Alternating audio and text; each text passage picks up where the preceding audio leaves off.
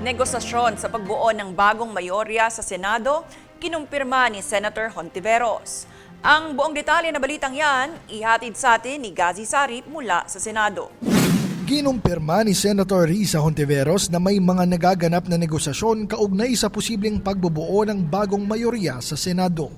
Kasabay ng mga usapin hinggil sa panibagong liderato sa kapulungan.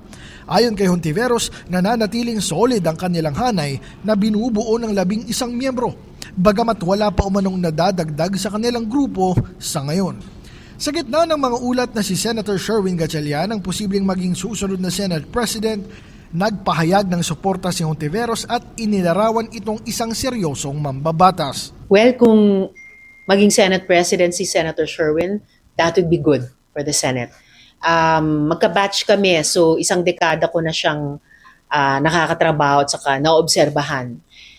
Napakaseryosong legislator. Dagdag pa ng senador, mahalagang ibatay ang pagbubuo ng bagong hanay sa magkakatulad na prinsipyo, pagpapahalaga at interes. Kasabay nito, sang-ayon si Hontiveros na ito na ang pinakamababang yugto na pinagdaanan ng Senado sa kasaysayan. Makaraan ng sunod-sunod na tensyon sa institusyon kamakailan, kaya layunin nilang maibalik ang dignidad at kredibilidad ng institusyon.